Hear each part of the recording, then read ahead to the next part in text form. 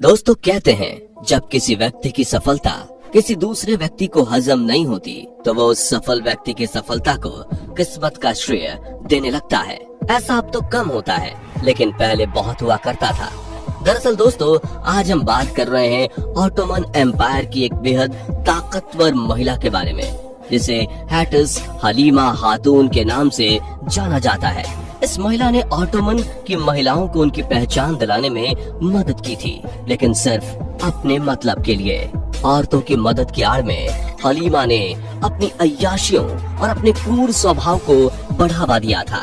कहते हैं कि अगर हलीमा को किसी भी एक बहादुर मर्द का साथ मिला होता तो वो आज ऑटोमन एम्पायर की सबसे नामी हस्ती होती, लेकिन बहुत सी अपनी गलतियों की वजह से उसने किसी को कुछ नहीं समझा। तो चलिए दोस्तों आज हम आपको बताते हैं हलीमा के बारे में। दोस्तों हलीमा एक तुर्की राजकुमारी थी। उसके पिता एनफांस डियार बे उस समय तुर्की के सुल्तान हुआ करते थे। कहने को तो वो एक तुर्की थे, लेकिन उन्हें अक्सर अपनी सल्तनत और अपनी बेटी के लिए डर लगा रहता था, क्योंकि हलीमा देखने में बहुत खूबसूरत थी। हलीमा के पिता चाहते थे कि वो हलीमा की शादी किसी ताकतवर राजा से कर दें, क्योंकि आए दिन कॉन्स्टेंटिनोपल और इस्तांबुल से बड़े बड़े ताकतवर सुल्तान हलीमा के पिता पर जबरदस्ती का दबाव बनाते थे कि वो हलीमा की शादी उनके साथ कर दें। इन्फेंस डिया इन सब की सच्चाई को जानते थे कि वो कैसे कितनी सारी लड़कियों को अपने हरम में रखकर अपनी हवस बुझाते हैं। आपको एक बात और बता दें कि ऑटोमन एम्पायर में कोई भी तुर्क सुल्तान ज्यादा से ज्यादा 4 शादियां कर सकता था, इससे ज्यादा नहीं। लेकिन वो अपने मनोरंजन के लिए रखैल चाहे कितनी भी रख सकता था। इन्फेंस डियार नहीं चाहते थे कि उसकी लड़की किसी सुल्तान के हरम की रखैल बने।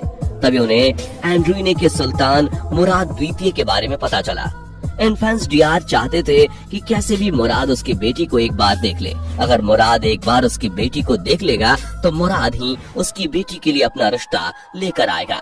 और ऐसा ही हुआ। 1425 में एंड्रीने में ये दोनों की शादी हो गई थी। इन्फेंस डियार ने आज तक अपनी बेटी को किसी के डर से ज्यादा बाहर निकलने नहीं दिया था, लेकिन हलीमा अपने पिता की तरह डरपोक नहीं थी। उसे लड़ाई झगड़े और खून खराबे बहुत पसंद थे।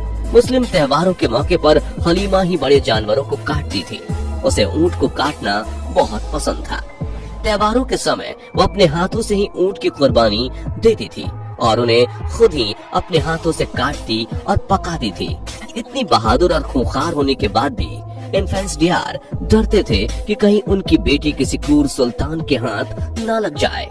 मुराद से शादी के बाद हलीमा बिल्कुल खुल गई थी, क्योंकि उस महल में उसे कोई किसी काम के लिए मना नहीं करता था। वो जिस समय चाहती उस समय कसाई खाने में चली जाती थी। मुराद उसे इसलिए कुछ नहीं कहता था क्योंकि हलीमा का स्वभाव बहुत जिद्दी था। अगर उसने किसी काम के लिए ना कह दी तो फिर उस काम के लिए कोई हाँ नहीं कर सकता था। अगर हाँ करता तो उसका हाल जैसे कसाई खाने में ऊंट का होता था, बिल्कुल वैसा ही होता था। उसकी कुछ हरकतों की वजह से मुराद को गुस्सा भी आ जाता था, क्योंकि मुराद जब भी शाम के समय अपने कक्ष में आता तो वो हलीमा के पास जाने की कोशिश करता तो हलीमा उसे मना कर देती थी।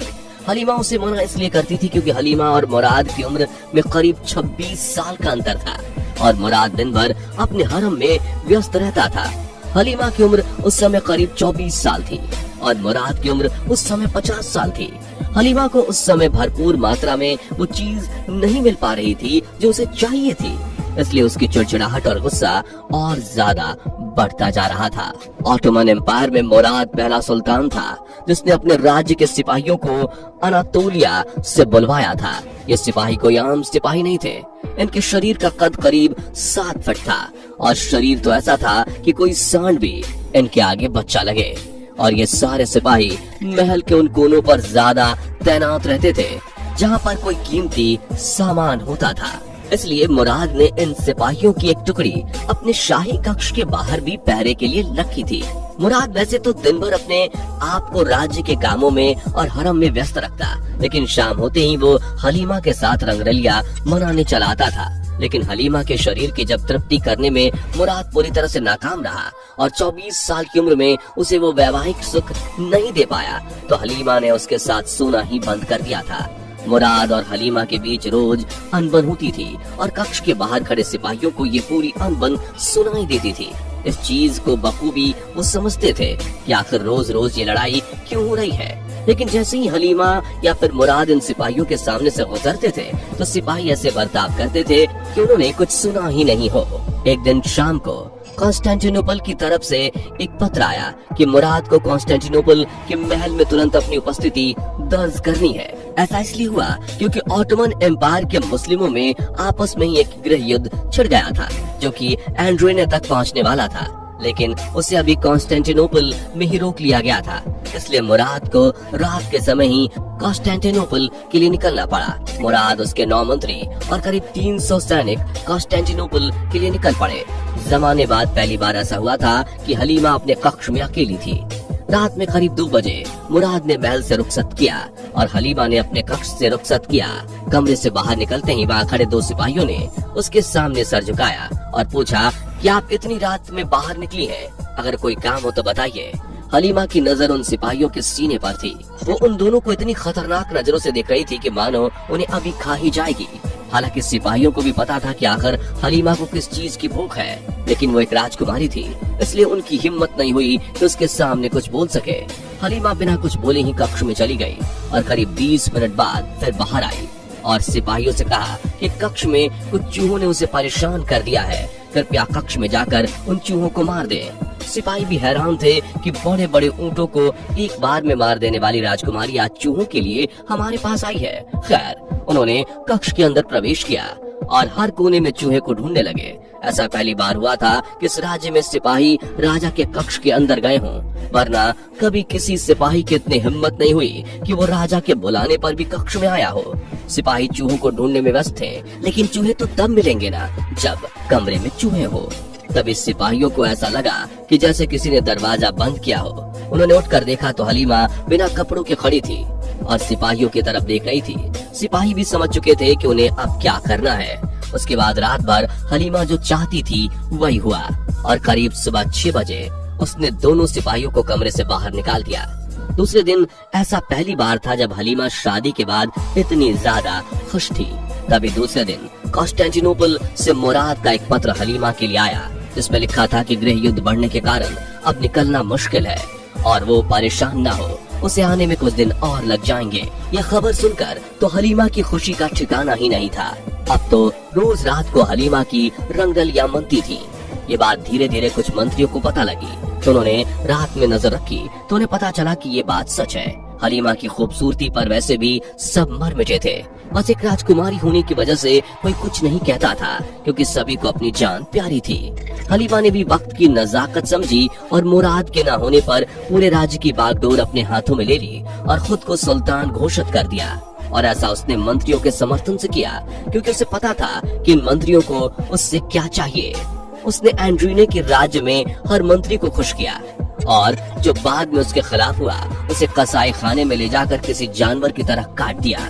उसने अपने स्वार्थ के लिए हर उस मंत्री और सिपाही को मरवा दिया जो उसके खिलाफ हुए। कहते हैं कि उसने अपने पति को भी मरवा दिया था, लेकिन कुछ लेखों से ये भी पता चलता है कि सुल्तान की मौत गृह युद्ध में हो गई थी। अब तो केवल महल में 4 मंत्री बचे थे जो कि उसके समर्थन में थे और हलीमा उनसे ही राज्य का सारा काम करवाती और जब वो थक जाते तो रात में उनको अपने पास बुला लेती।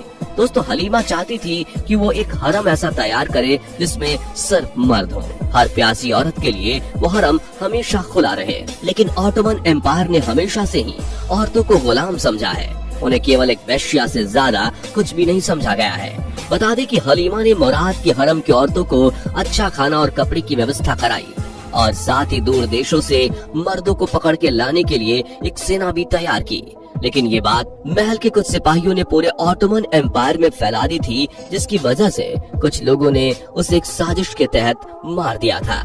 हालांकि कुछ इतिहासकार कहते हैं कि उसकी मौत यौन रोगों की वजह से हुई थी, क्योंकि अपने पति के गृह युद्ध में जाने के बाद उसका ज्यादातर समय गलत चीजों में ही जाता था। दोस्तों, कहते हैं कि हलीमा ने एक और शादी की थी, लेकिन इस शादी के बारे में किसी को कुछ खास पता नहीं था और उसकी दूसरी शादी से एक लड़का था जो कि बाद में एंड्रीने का सुल्तान बना था, लेकिन राजगद्दी के लालच में उसे मरवा दिया गया था।